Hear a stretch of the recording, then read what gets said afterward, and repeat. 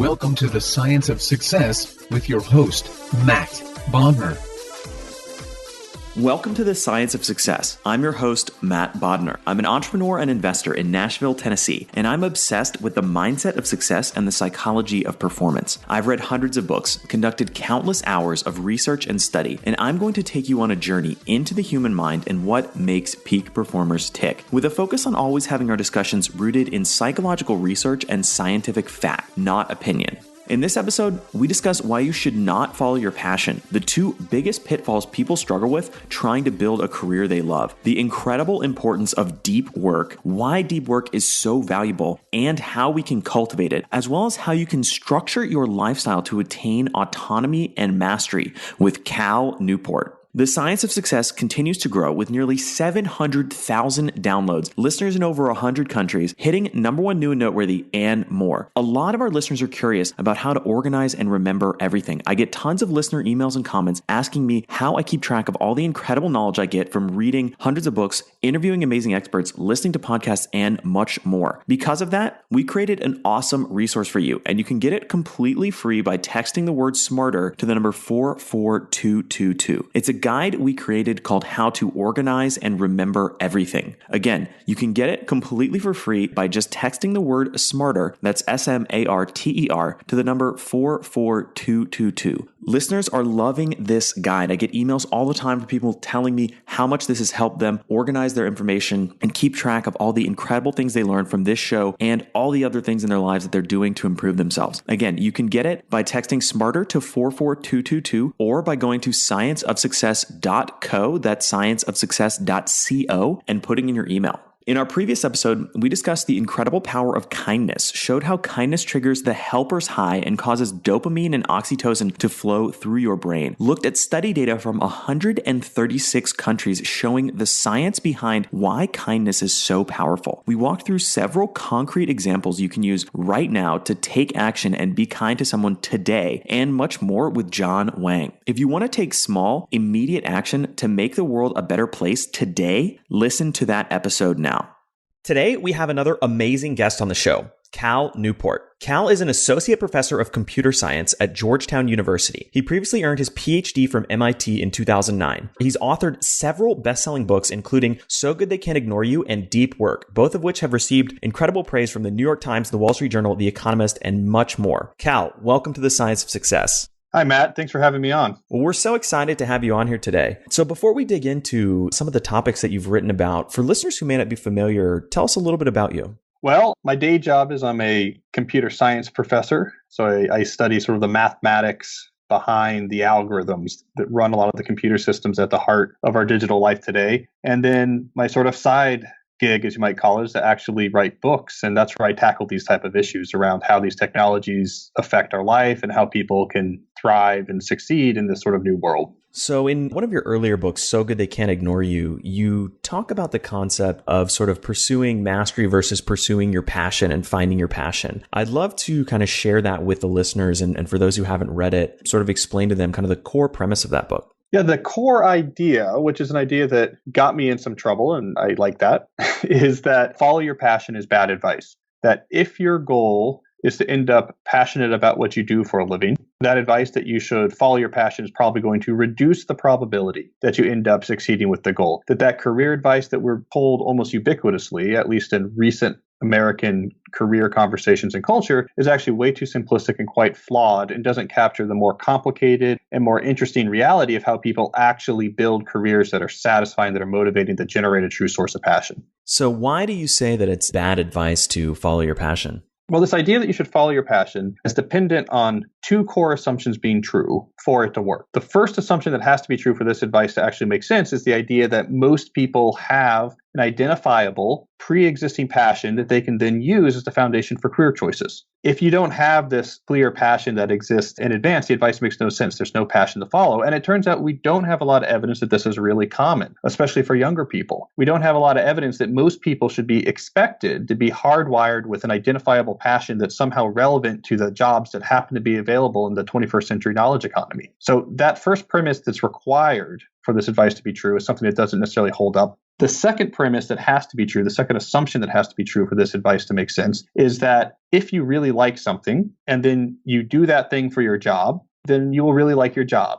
That sort of passion or interest in a subject will transfer over to a professional engagement in the subject. And again, we don't have a lot of evidence that that's true either. It's one of these syllogisms that kind of makes intuitive sense when you first hear it. Like, oh yeah, I really love this. So if I'm kind of doing that for my job, I'll really love my job. But we don't actually have a lot of evidence that that's true. In fact, think about all the cliched stories we hear about the passionate amateur photographer, the passionate amateur baker who ends up miserable when they open a professional photography studio or a bakery. Those type of stories alone tells us that what leads people to be satisfied in their work is much more complicated. So with those assumptions to stabilize, this idea that, oh, just figure out what you're passionate about, do it for your job, you'll love your job, goes from seeming like self-evident great advice to instead being something that seems simplistic and not supported. I think we need to move on to something that's a little bit more sophisticated if we're serious about actually crafting meaningful careers. You know, the second assumption especially kind of rings so true to me that that's fundamentally flawed. One of my favorite things is, or one of my favorite kind of hobbies is to play video games. And, you know, if I thought about it, if I was forced to play those, 12 hours a day and I had to do that in order to kind of earn an income, I think eventually you kind of reach a place where you sort of resent what used to be something that you were really passionate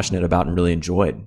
Yeah, that's absolutely true, because there's a big difference between what makes you enjoy an activity that you do in your leisure time and what makes people enjoy a profession. And what makes you enjoy an activity in your leisure time is its own sort of thing, but we have a lot of research on what leads people to find motivation, passion, or satisfaction in professional endeavors, and it has nothing to do with matching that activity to pre-existing interest. The things we know matter in the professional world is, for example, a sense of autonomy. You control what you do, how you do it, when you do it. A sense of mastery is also important. You're good at what you do. You have a craft that you're respected for it. A sense of impact on the world is very important. A sense of connection to other people on things that matter. These types of traits are what consistently lead people to say, I'm passionate about what I do. And you'll notice that none of those traits have anything to do with you match the job to some sort of pre-existing intrinsic trait you had before you chose the job. Again, this idea that we're wired to do something, and if you get a job that matches it, you'll really like that job. It makes sense, it's intuitive, it's easy, but it really couldn't be farther from the sort of the reality, the psychology of how people actually develop these passions and motivations for their professional endeavors. So I'd love to dig a little bit more into that and kind of the idea of, instead of following our passions, I'd love to explore kind of the concepts that you said. What can we do to end up with a job that we're passionate about? Well, once you understand, okay, the types of traits that lead people to love their work are things like autonomy, like mastery, like impact, like relationships and connections. The question then is, what is the most effective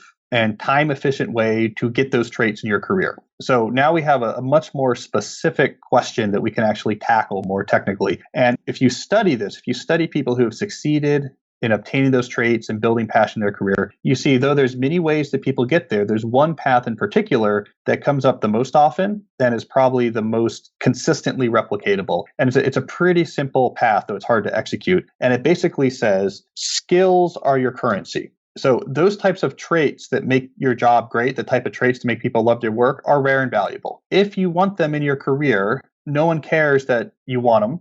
It's not enough to say, that'd be great, how can I get them? You have to have something valuable to offer in return. In the job market, that's almost always going to be rare and valuable skills. So the most consistent path to building passion in your career is to go through an aggressive and intense apprenticeship phase where you're trying to build up rare and valuable skills, things that are unambiguously valued by the marketplace. Step 2 is you then use those skills as your currency or as your leverage to obtain in your work these highly desirable traits that lead people to great satisfaction, the autonomy, the impact, the mastery, the connection with other people, and so on. So it's really this kind of two-step process. You build skills, and then you invest those skills to try to gain more control of your career and steer it towards these traits that we know you really enjoy. So if someone says, I really don't like my work, the right question is not, well, let's do some introspection and see if this is your true passion. If not, you need to switch your job. The right question is, well, how much rare and valuable skills you have? How valuable are you to your field or to your marketplace? If the answer is a lot, then go out and use that stuff as leverage. And if the answer is, well, I'm not really that valuable, I don't have any rare and valuable skills, then the right answer is not switch your job and follow your passion. It's, well, we got to build up that capital quick. We need to get you good at what you do. We need to get you some leverage and authority in the job marketplace as quickly as possible. So it's really a focus on not what does this job or the world offer me? It's instead a focus on what am I offering to the job? What am I offering to the world of value?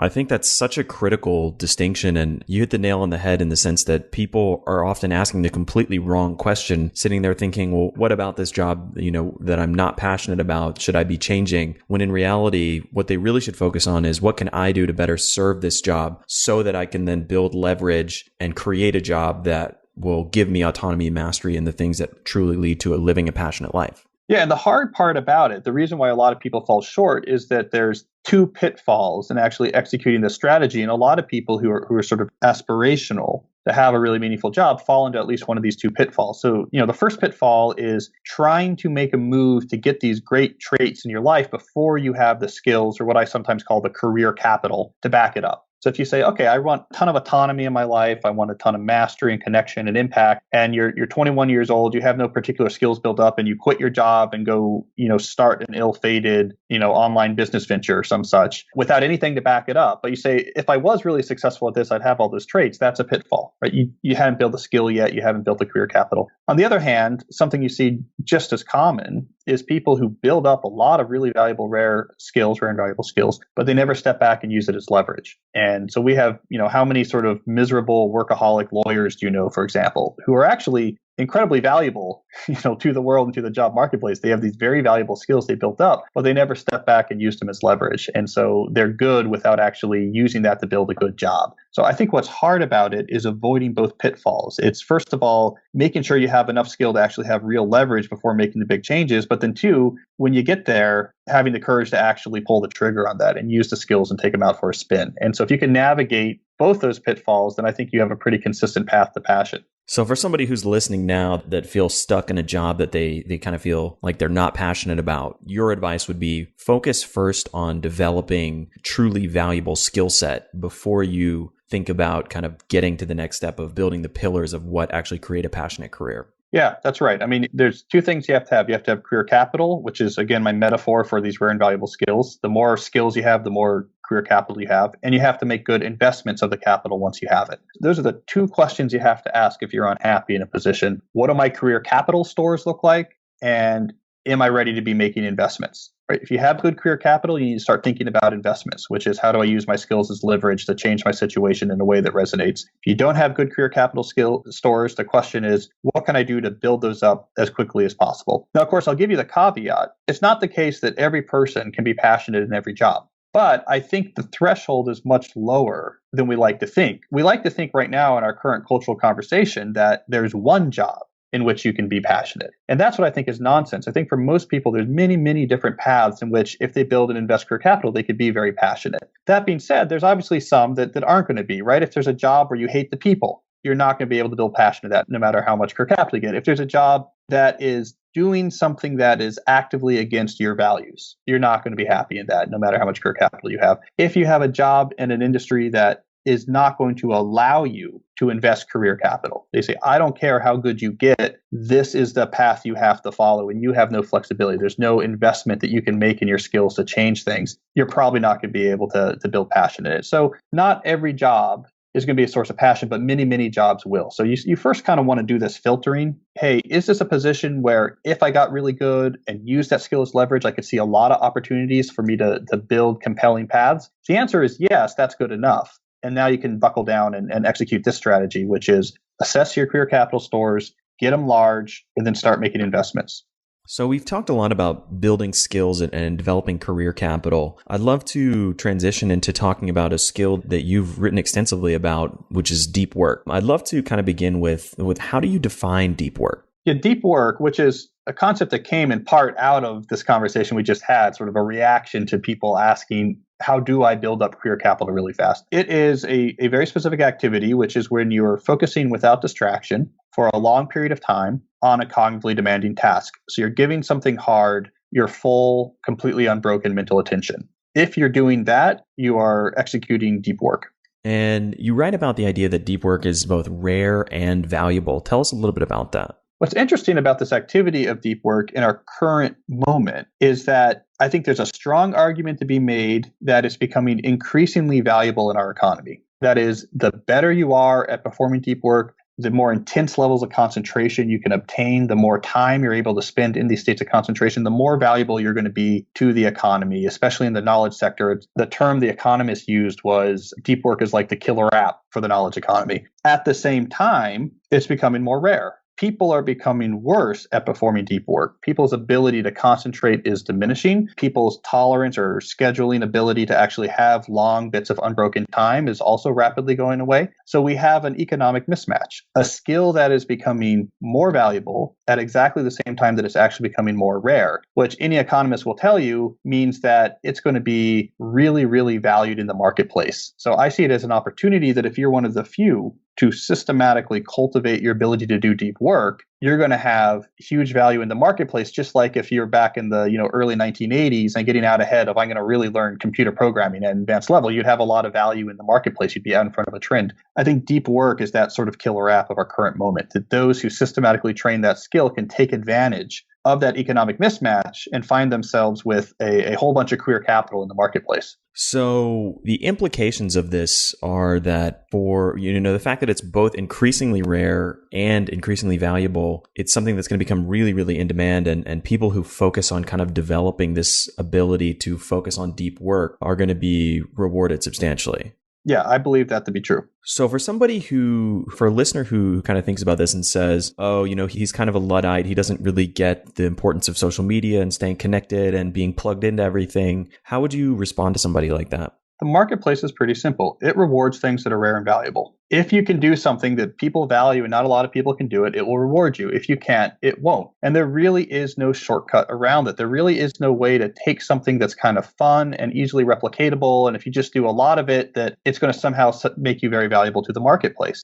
This, for example, is my issue with social media as being seen as some sort of key to your career. Being on social media, doing hashtags, retweeting things, putting things on the Facebook wall is fundamentally an easily replicatable, low-value activity. There's no hard-won skill involved in doing that. And you can wave around a lot of terms like, network effects and connectivity and serendipity and connection and opportunity, but it doesn't change the underlying fact that it's just an easily replicatable, low-value activity, and that cannot be the foundation of the marketplace really rewarding you. My observation, especially when I was researching So Good They Can't Ignore You, where I was going out there in all sorts of different industries, in all sorts of different fields to find people who were very passionate about their work, who are at the top of their game, is that the way they got there is that they built up systematically and deliberately a craft or a skill that was very valuable. As they built up this skill, there's plenty of opportunities. A lot of interesting things happened in their life. They were connected to interesting people. A lot of things came across to transom. That was not the issue. The hard part was building up the skill. And if being on social media is getting in the way of doing that, you have the equation entirely backwards. Rare and valuable skills is what's rewarded. Building a craft, applying a craft, that's what the market wants to see. That's the foundation of a life of passion and meaning and satisfaction. And anything else, it could be fun, it can be diverting, but it's not going to be at the core of that success. I'd love to dig into some of the data about why deep work is so valuable. There's really two big reasons why deep work has this growing value. The first reason has to do with learning complicated things. So in order to learn something that's new or complicated, you have to enter a state of deliberate practice, a state in which you're giving intense concentration to the task at hand, because we now know from decades of psychology research that to learn something new, you essentially have to stretch your comfort level with that information, just like you would have to stretch your muscle past where it's comfortable to actually get muscle growth. That's a state of deep work. So the better you are at concentrating intensely and maintaining intense concentration, the easier it will be for you to master cognitively demanding or complicated new things. Now, the ability to quickly adapt and learn complicated new things is crucial in the increasingly competitive knowledge economy. If you can't keep up with the new systems and ideas, you're going to fall behind. So that's one where deep work is really becoming more valuable. The other is it helps you produce higher quality work in less time. The amount you produce per hour spent in deep work and the quality of what you produce can be significantly more than if you're working in a more fragmented state or a state with lots of just checks of inboxes and phones. So if you're very comfortable concentrating intensely on something, giving something your full cognitive attention for long periods of time with no distraction, you can produce at an elite level. This too is becoming very valuable in the increasingly competitive knowledge economy, because if you're not producing at an elite level in whatever field you happen to be in, you're going to be at increased danger of being automated, outsourced, or replaced. So deep work is like this meta skill, the meta skill that fuels the more concrete skills that are necessary to stay on the right part of this sort of growing bimodal divide in our increasingly competitive knowledge economy. If you want to be on the winning side of this increasing divide, you got to be able to pick up hard skills quickly. You got to be able to produce at an elite level. The better you are at deep work, the more you prioritize it, the better you're going to be at those two things, which we know are going to be crucial to staying ahead. So the idea that you can produce higher quality work in less time, is deep work the kind of thing that you need to be working for, 12, 15 hours a day, totally concentrated, or can it work in shorter bursts? 90 minutes is about the lower limit where you're going to start to get a lot of use out of deep work. The reason is that what deep work helps combat is an effect called attention residue, which says when you shift your attention to another target and then back to your original piece of focus, that new target can leave a residue in your head that actually reduces your cognitive performance for a non-trivial amount of time before it clears out. This is especially true for sort of open loop style targets. So if you shift real quickly and see an email in your email inbox that you know you need to answer and it's semi-urgent, but you don't want to answer it right now, and then you shift back to the hard thing you're trying to do, that's going to be a sort of a very strong layer of attention residue, which is going to, we now know from studies, is going to really significantly decrease your cognitive performance. Your brain is going to be operating at a lower level. You'll produce less. It's going to take you longer to produce things. And this can take a while to clear out. So if you put aside 90 minutes for deep work, for example, you might spend the first 20 or 30 kind of clearing out every last vestige of that attention residue. And then the next 60 minutes, you're really operating at a high level and actually getting some things done. That attention residue effect, however, is also why deep work requires, by definition, zero distraction. A glance to an inbox, a glance at a social media feed invalidates that period of work as being deep work. It's no longer deep work. And the reason is as we know, those quick glances can have an impact for 15, 20 minutes. So if you're glancing like most knowledge workers do, where you say, no, I'm single tasking. I'm just trying to write this thing. I'm giving it my full attention. And I'm only just glancing at my inbox every 10 minutes just to make sure nothing important is in there, or just glancing at Twitter just to give my brain a little bit of a break. You're essentially keeping yourself in a sustained state of reduced cognitive performance. It's like taking an anti-nootropic, a drug that's optimized to make your mind worse or perform at a lower level. And so that doesn't at all count as deep work. You're not going to get the benefits of high-level production. So for those reasons, you need at least 90 minutes to do deep work, but certainly not 15 hours. And you absolutely have to be completely distraction-free for a period of time to actually count as depth and get the true benefits of depth. So personally, how much time do you schedule either sort of daily or weekly for deep work? And how do you escape all of the kind of myriad distractions, everything from phone notifications to emails to colleagues, coming down the hallway and asking you a question? I spend 2.5 to 3 days in a 5-day work week doing deep work on a typical week. The way I make that happen is I actually schedule my deep work on my calendar about 1 month in advance. So it's on there far enough in advance that time will be protected before people start asking, hey, can you do a meeting? Can you jump on a call? Can you do an interview? So I know the time is protected before people are going to start requesting for that time. I used to just try to schedule it week of, but the problem is by the time you actually got to the week, you would have agreed to a lot of things, each of which was reasonable by itself, but spread out enough that you have no unfragmented pieces left in your schedule. And so I like to do at least 1 or 2 full deep work days where it's essentially that's all I'm doing, and maybe get another half day of deep work in there as well. And when I'm doing deep work, I'm doing deep work. If someone tries to contact me, they don't get through to me until I'm done with the deep work. And if someone's like, hey, I couldn't get through to you, I was like, yeah, I was in a thing. And now I'm not. And now I can get back in touch with you. And it's okay. And it could be annoying for some people who are used to working in this sort of reactive way where everyone's available all the time and you can have these back and forth conversations. And, too bad. I guess if that's your workflow that you require this sort of ad hoc on-demand communication with everyone you work with, you're not going to work well with me. And so that's how I do it. I protect it very seriously. I see it at the core of succeeding in what I do. And it makes other things clear. So how do I schedule meetings? How do I schedule these other things? Well, if the day is not set aside for deep work, then it's fair game for that. And so I have plenty of time still available for meetings or for interviews like we're doing right now, or for calls or coffee. I'm not cut off from the world, but it's a clear division for me. This is when I'm doing deep work. This day is open game for other types of things. I'd love to look at some sort of successful people who've used deep work and some examples that you talk about in the book of kind of people who've leveraged deep work to produce incredible outcomes. Are there any particular stories from the book that jump out at you as kind of some of your favorites? Well, one of my favorites, because it's kind of close to what I do, is the work habits of the professor and author Adam Grant. He's a business professor at Wharton, but your audience probably knows him from his more popular books like Give and Take and Originals is his current book. The thing about Adam is, in addition to being a very successful best-selling writer, he's also a very successful academic. So he became a full professor at a very young age and was the youngest full professor at Wharton and one of the youngest full professors in the history of Wharton. If you wonder, how did he do this? How did he become the youngest full professor at the best business school in the country at the same time that he's also this best-selling writer?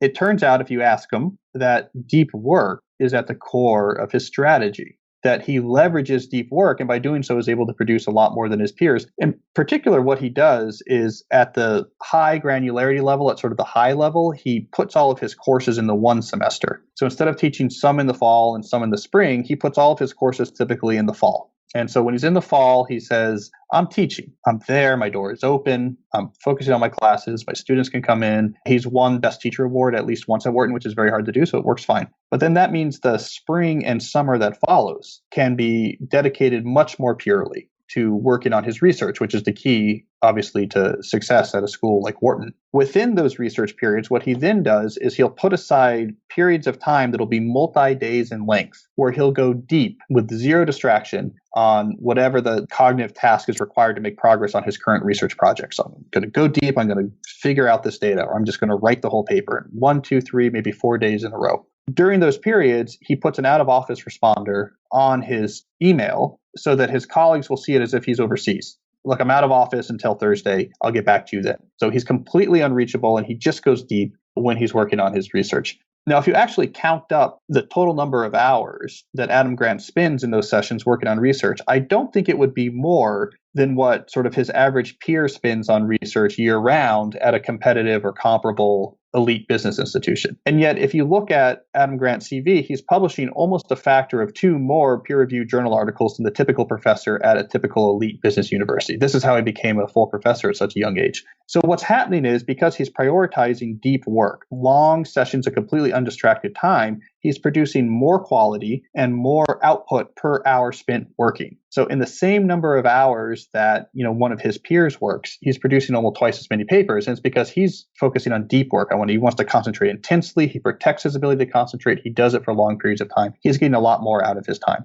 The kind of opposite of deep work, you talk about the concept of shallow work. How would you define that? I just define shallow work to be anything that's not deep work. So if it doesn't match the definition of deep work, it is shallow work. There's nothing intrinsically bad with shallow work. And obviously, almost every job requires different degrees of shallow work just for your position to operate. If you don't do shallow work, you're going to lose your job. But I think it's important to make a distinction between deep work and shallow work because they're not the same thing. And so it's not just enough to say, I'm busy, I'm working all the time. The real question is how much of your work is deep work versus shallow work? Because the right way to look at it is, if you work for someone else, shallow work is what's going to keep you from getting fired. Deep work is what's going to get you promoted. So if you're busy, that means nothing if what you're mainly doing is shallow work, because you're actually not doing the type of stuff that's going to get you ahead. If you run your own business, it's the same sort of idea. Shallow work might be what keeps you from going bankrupt in the next few months, but deep work is what's going to 10x your revenue over the next year. So the distinction is important, not because shallow is pejorative or shallow work is bad, but it's because you have to treat both type of efforts differently and recognize that shallow work might be necessary, but deep work is the whole ball game in terms of moving ahead. It's where you master new skills. It's where you produce those skills at an elite level to produce things that are valuable, the stuff that gets you noticed, the stuff that gets you promoted, the stuff that gets your company to grow. So the question is not how busy you are, how much work you're doing. The question is, how much deep work are you able to do in your typical week? Because that's really what's going to move the needle. In many ways, that seems very aligned to me of kind of the concept of urgency versus importance, and the idea of that in many cases, the kind of not urgent but important items are often the biggest, most high leverage items that can have the most substantial impact on your life and your career.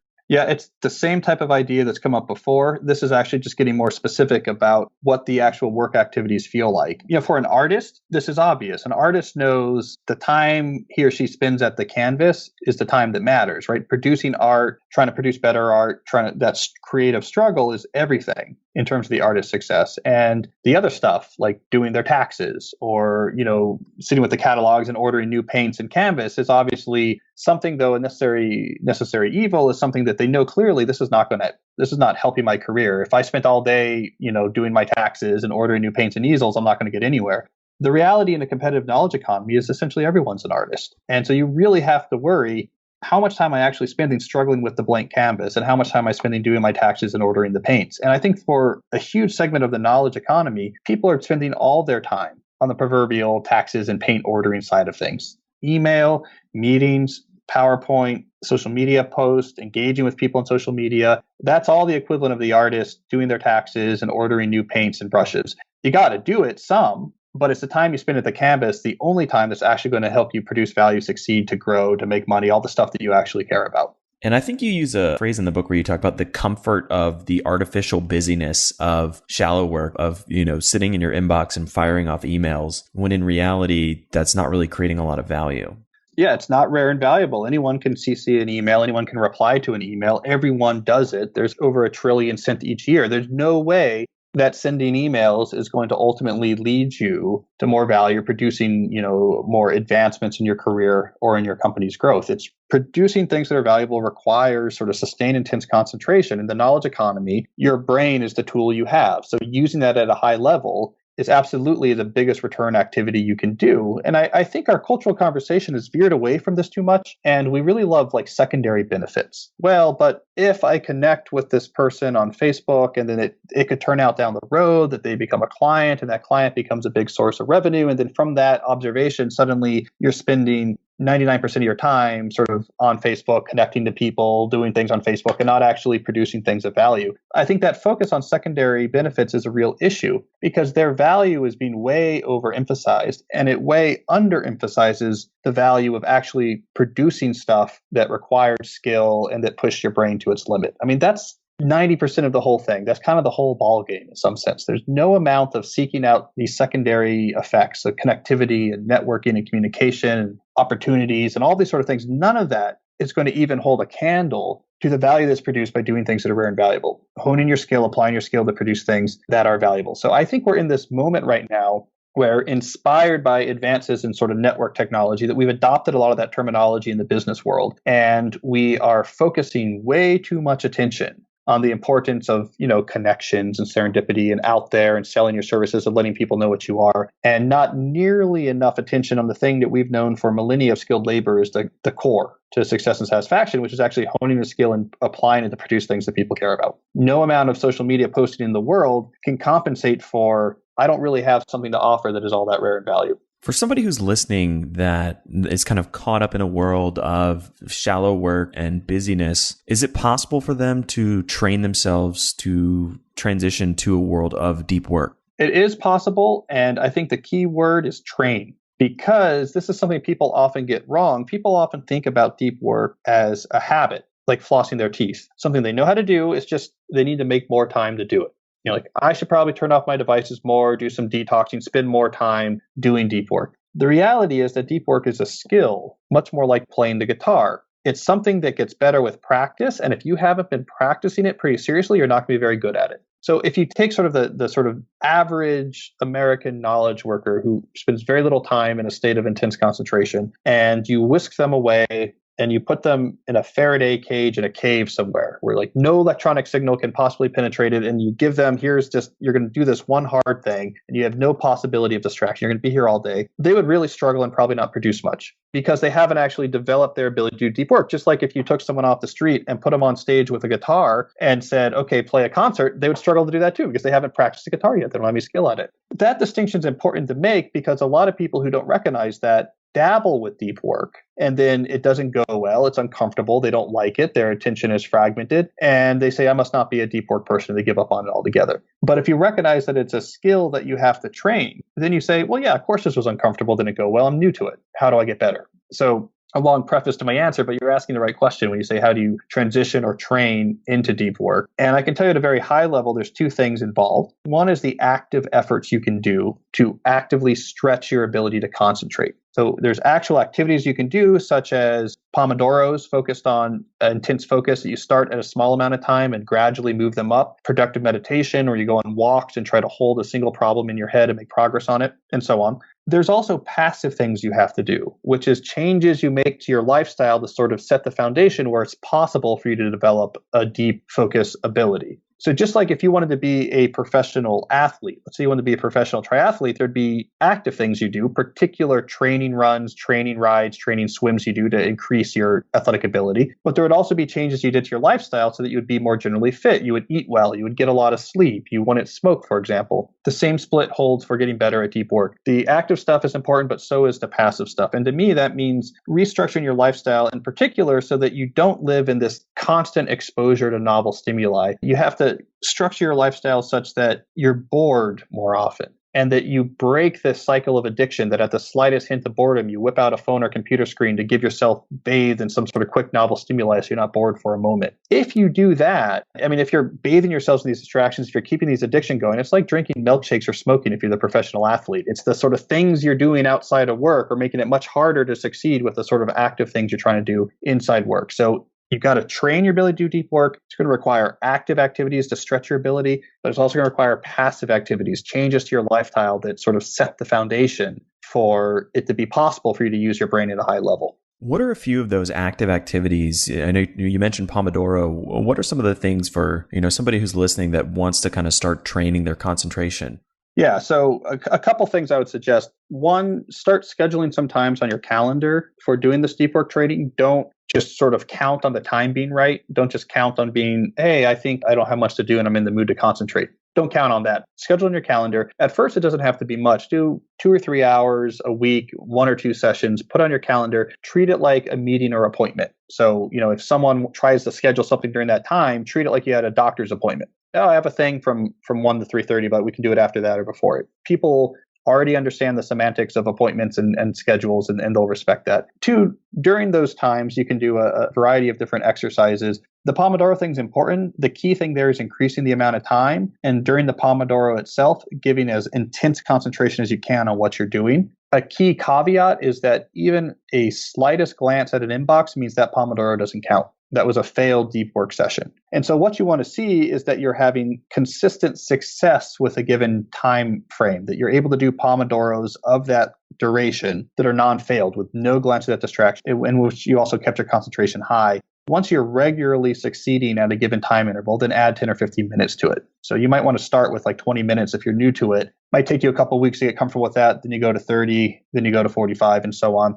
Productive meditation, I mentioned, that's about you go for a walk and you try to hold a single professional challenge in your brain and make progress on it just in your head.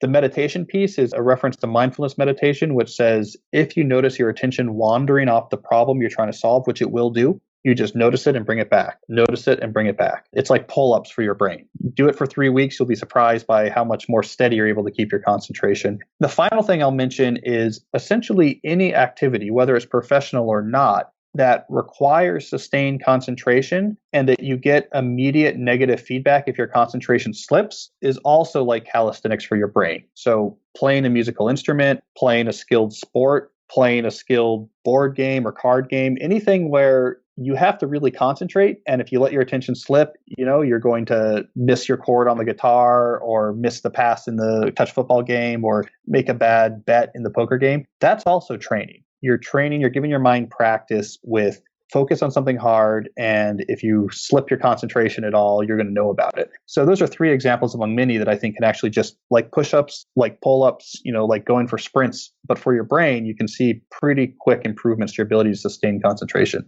So potentially something like a video game could actually be a tool that could help you maintain concentration if it really kind of draws you in and creates a lot of focus.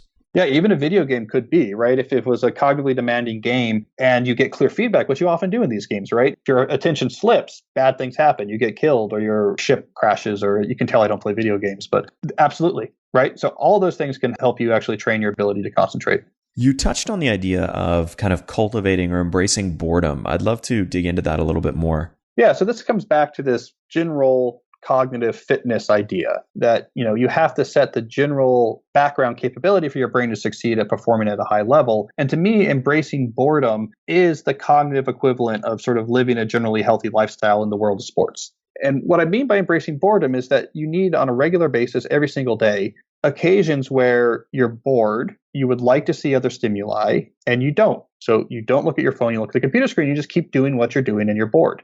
Why this is important is that if you don't do this, your brain will build up this addiction in which it demands and expects stimuli at the slightest hint of boredom. The reason I care about that is because deep work is boring. At least in the technical definition of the term of being an absence of novel stimuli, if you're focusing on one thing for a long period of time, it's not novel after the first 15, 20 minutes. So if your brain has learned that it gets a shiny treat when it gets bored, when the stimuli gets boring, it's not going to tolerate deep work. It's not going to keep its focus on something. It's just going to refuse. It's going to say, well, wait a second. We get a cigarette every 15 minutes. Where's my cigarette? No, I'm not going to concentrate on this. Give me my, tweet or internet break. And so you have to break that addiction. You have to break that addiction if you're going to succeed with using your brain at an elite level. And the best way to do it is to give yourselves plenty of opportunities to be bored during the day. Then your brain loses this association that it always gets stimuli. So it doesn't necessarily mean that you get rid of your technology. What it means is your technology no longer gets to be ubiquitous in your life. If, for example, you really like Facebook,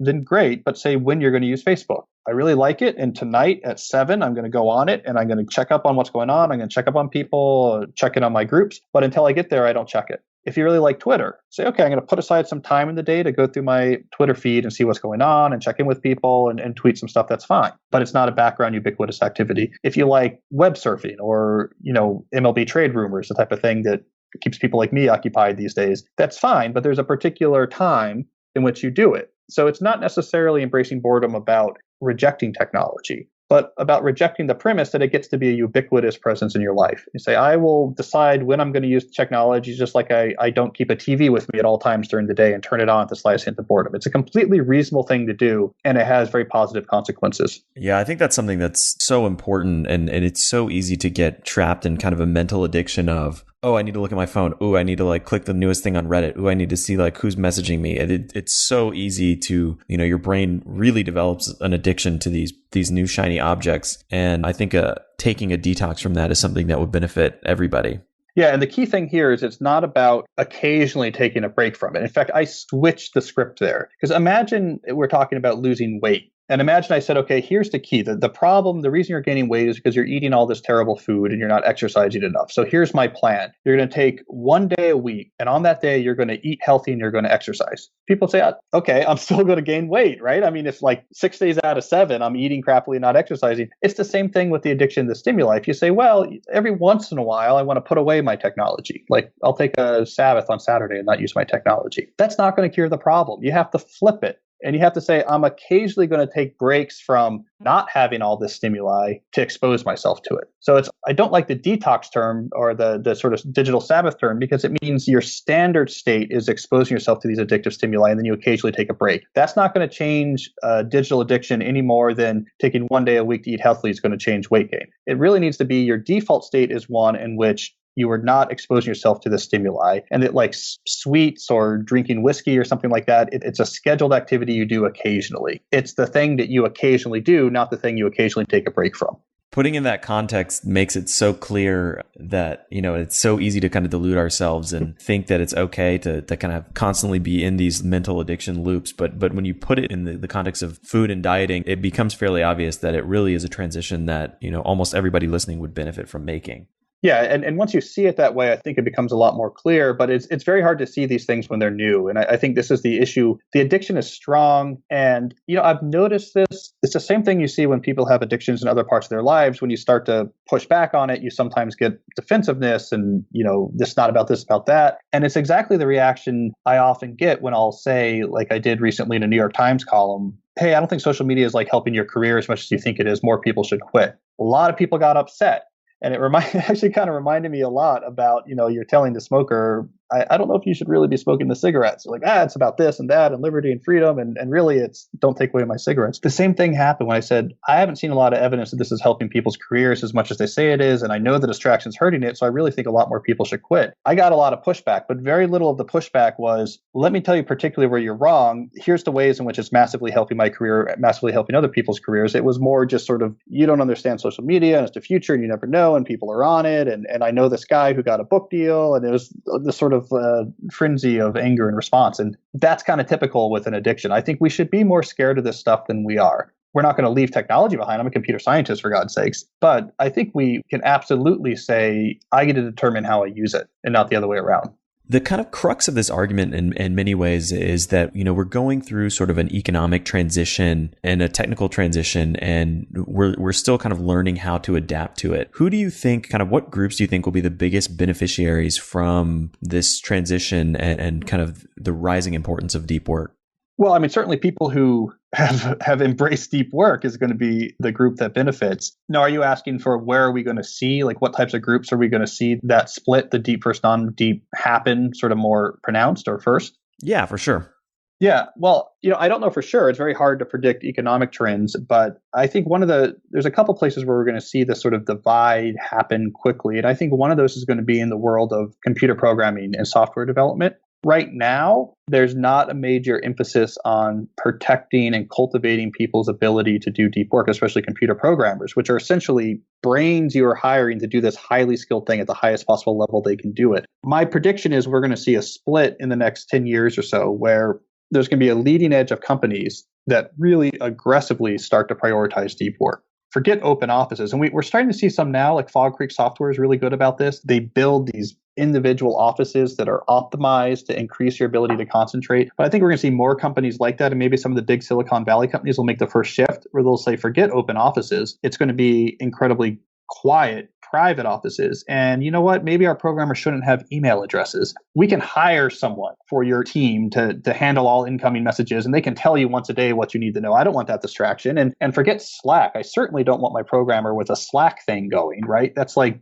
buying a piece of expensive factory equipment and running it at 10% of its capacity because it makes your life a little easier. And a couple companies, I think, in that place first are going to make the shift first, because you really see in computer programming in particular, giant differences in ROI depending on sort of how skilled the output is. Really great code is really much better than okay code in terms of the value of the software. That's where I think we're going to see this split first. There'll be some small companies and followed by a couple big companies that really push towards more of a deep work centric approach. Suddenly, they're going to have a much easier time hiring people. They're going to become much more productive. They're going to produce more innovative software. They're going to do so with smaller teams. And then there's going to be this tipping point where 10 years after that, everyone in that industry is going to be there. So that's the bellwether I'm looking to right now, is where we're first going to see some people get huge advantages by embracing these ideas. What roles or positions do you think might kind of be the exception to deep work hypothesis? So basically, any role where honing and applying a cognitively demanding craft is not at the core of the value that you offer. So there's a bunch of different things that fall into this category. There's a lot of, for example, entry-level jobs that fall into this category, where you are not hired right out of college. We hire you, you're sort of assistant for this group or something like that. You're not hired for a hard-won skill that they want you to apply to produce craft. You're there to make everyone else's life easier, right? So that's a case where long periods of time spent, in deep concentration is actually not bringing any value. However, if you're in one of those positions, you should be trying to build up rare and valuable skills in your own time so that you can move out of it as quickly as possible. I think high-level management positions, it's debatable the value of deep work. I've argued, for example, in the book that CEOs of large companies are better understood as decision engines. Right. The right way to understand the role of a CEO in a valuable company is that they have a lot of experience. So they have a large base of experience, but also they have a consistent vision for the company. And then other people bring them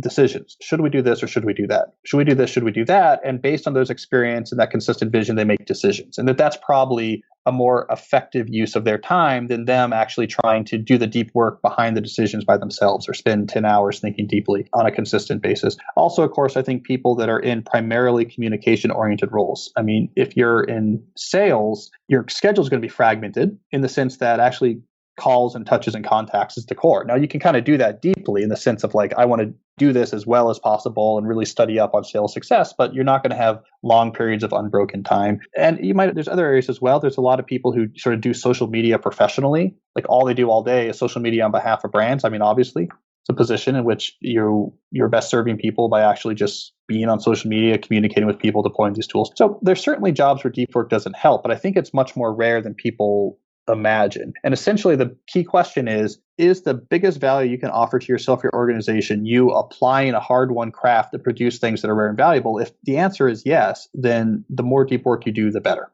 What's one piece of homework that you would give our listeners to implement some of the ideas that we've talked about today? I always tell people to do two things. The first is to drop on your calendar for the next few weeks those deep work blocks I talked about. Make it like an appointment, like a doctor's appointment, protect them, and just get some practice 2 to 3 hours a week doing deep work. 2, make some passive lifestyle changes. And I think one of the most important, easiest changes you can make is start scheduling the time that you're going to spend receiving entertainment or distraction from the internet. And maybe at first you're scheduling a lot of time for that. Fine. But have some autonomy over it and start scheduling when you're going to look at social media, when you're going to look at the internet, when you're going to stream entertainment, and start to gain some control about when you do that and when you don't. So make that lifestyle change, drop 2 to 3 to 4 hours of deep work into your weekly schedule on your calendar. Do that for a month. I think you'll lay a good preliminary foundation from which, first of all, to judge whether you really do want to get serious about deep work, and 2, you're well suited to actually act on that decision if you decide yes. And where can people find you and your books online? So I have a website, calnewport.com, and you can find about the books there. Also, I blog on there about a lot of these ideas. So if you want to explore some of these ideas, you can there. The books themselves are available, anywhere books are sold, Amazon, Barnes & Noble, and so on. Though the one place you won't find me is on social media because I've never had an account. Well, that makes sense. Well, Cal, thank you so much for coming on here and sharing your wisdom. This is a fascinating conversation. And I think listeners who really apply deep work will see huge dividends from focusing on it. Well, thanks, Max. I really enjoyed the opportunity to talk about it. Thank you so much for listening to The Science of Success. Listeners like you are why we do this podcast. The emails and stories we receive from listeners around the globe bring us joy and fuel our mission to unleash human potential. I love hearing from listeners. If you want to reach out, share your story, or just say hi, shoot me an email. My email is matt@scienceofsuccess.co. That's matt@scienceofsuccess.co. I'd love to hear from you, and I read and respond to every single listener email. The greatest compliment you can give us is a referral to a friend, either live or online. If you enjoyed this episode, please leave us an awesome review and subscribe on iTunes. That helps more and more people discover the science of success. I get a ton of listeners asking, Matt, how do you organize and remember all this information? Because of that, we created an amazing free guide for all of our listeners. You can get it by texting the word SMARTER, that's SMARTER, to the number 44222, or by going to scienceofsuccess.co, that's scienceofsuccess.co, and joining our email list. If you want to get all this incredible information, links, transcripts, everything we talked about on this show, and much more, you can get all of our show notes at the website, scienceofsuccess.co. Just hit the show notes button at the top. You can also get show notes for all of our previous episodes. If you haven't been checking that out, there's a ton of amazing resources on there. I highly recommend getting our show notes and checking them out. Thanks again, and we'll see you on the next episode of The Science of Success.